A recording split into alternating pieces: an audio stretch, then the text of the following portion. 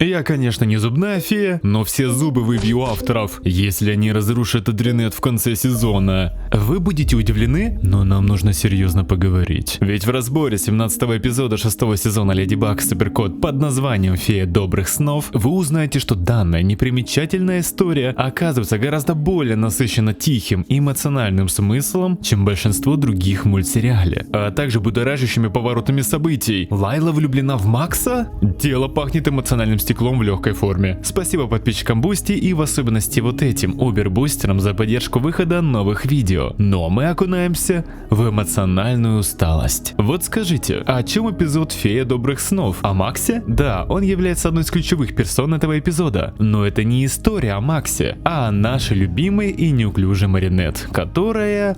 И в этом заключается главный смысл данного эпизода – символизм. Начнем по порядку. Макс Канте. Давно знакомый нам персонаж, с которым мы, не преувеличивая скажу, знакомы более 10 лет и прошли с ним огромный путь в истории Miraculous. И только сейчас мы узнаем, что оказывается он обладает личными особенностями, так называемым расстройством аутистического спектра. А у меня расстройство за повышение цен на Kinder King.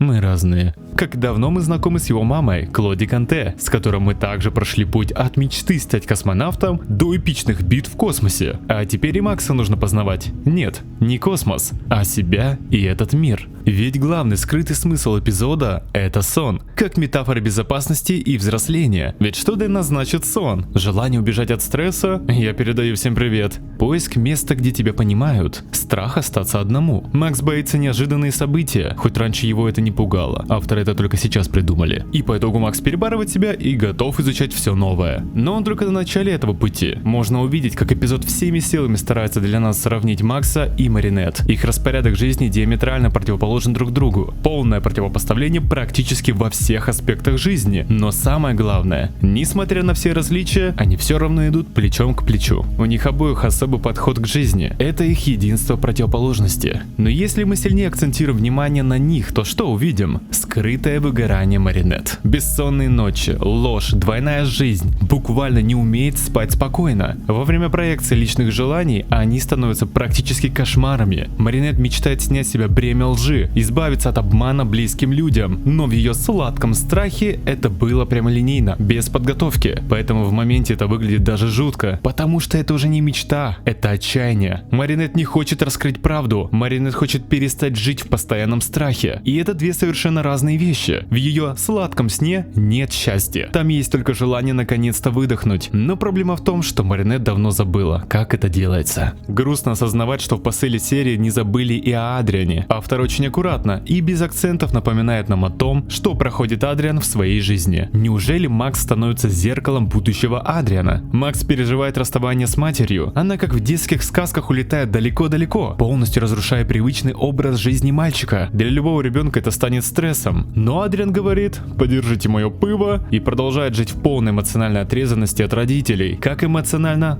так и уже физически. Полностью. Безвозвратно. В них двоих можно заметить здоровую и нездоровую реакцию на одиночество. Макс говорит о чувствах, готов потихоньку принимать перемены с радостью, когда как Адриан привык всегда подавлять эти чувства. В этом ему помогает Маринет и его оставшиеся близкие. Но финал сезона преподнесет неприятные сюрпризы. Спрошу вас еще раз, о чем эпизод «Фея добрых снов»? О том необъятном, манящем космосе, полным неизведанного, лишь больше и больше будоражащий наше воображение. Но этот шаг слишком страшен. Не только своей бесконечной темнотой, но и тем, что однажды каждому из нас придется остаться с этой бесконечностью один на один. Для Макса это взросление, для Маринет ответственность, для Адриана жизнь без родителей. И самое страшное, никто из них не знает, что их ждет впереди. Вот такую неожиданную идею вы пропустили в этом эпизоде. Но вы точно не пропустили финальную сцену. Макс стал на один эпизод для нас, зрителей, странным в хорошем смысле этого слова, чтобы ни в каком другом эпизоде мы больше не вспомнили об этом. Хотя нет, но мы точнее не забудем письмо, адресованное анонимной Лайлой для Макса, наполненной теплотой и любовью. Однако вы прекрасно понимаете, что когда персонаж вроде Лайлы делает что-то доброе и настолько эмоционально теплое, это уже само по себе пугает. Она великолепный манипулятор и с Луны может увидеть человека, человека, который так нуждается в эмоциональной поддержке. Такой чувственный, творческий, ранимый, идеальный человек для манипуляции. Об этом и свидетельствует ее анонимность. Лайла не ищет настоящего контакта с Максом. Она ищет в нем что-то такое, чего нет ни у кого из известных нами персонажей. Ведь не просто так огромная часть эпизода концентрирует внимание на особенности Макса, которыми во всем мультсериале располагает только он. Неужели авторы в очередной раз целых 20 минут рассказывали нам о том, что есть необычные люди со своими особенностями и что нужно их принимать и все такое? Спасибо, капитан Очевидность. Неужто авторы повесили такое неприметное, но невероятно важное чеховское ружье, которое может даже скоро выстрелить? Ну а пока что жду ваши догадки в комментариях. Мир Миракл живет всегда, наполняясь всегда новостями, слухами, инсайдами и прочим. И у меня давно была мысль обсуждать и разбирать такие новости вместе с вами. Поэтому, без долгих подводок, приглашаю вас на мой Бусти оценить новый формат подкаста Дайджеста, в котором мы без каких-либо сценариев обсудим все самое интересное за последнее время из мира Miraculous. Пообщаемся на самые важные темы и обязательно ответим на все ваши вопросы. Начинаем с самого главного вопроса.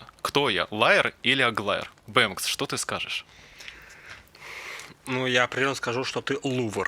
Есть желание сделать данную рубрику постоянной на Бусти, поэтому я приглашаю вас посетить первый выпуск, абсолютно бесплатный для всех. И конечно же заодно заценить более 30 эксклюзивных видео по Леди Баг, которые уже вас ожидают там по ссылочке в описании. Из-за того, что эпизод не наполнен какими-то будоражащими моментами, я смог лучше сконцентрироваться и заметить необычные детали. Во-первых, пижама Майнкрафт Макса мне нравится. Не отсылочка, но зачетно. А также мой взор притянула падающую уже в сотый раз маринет с лестницы и каждый раз в корзину с бельем, который так удачно там стоит. Да, мы поняли одну истину. Мама Маринет настолько привыкла к тому, что день ото дня Маринет по утрам наворачивается с этой лестницы, что теперь всегда ставит корзину с бельем, чтобы Маринет более мягко приземлялась. Вот что значит настоящая забота. А теперь отправимся на Луну. Месье Голуби не удалось это сделать, а вот Леди Баг и Суперкоту впервые удалось. Ранее у нас было 2 эпизода, где основные действия происходили в космосе, но на этот раз битва разворачивается на самой Луне.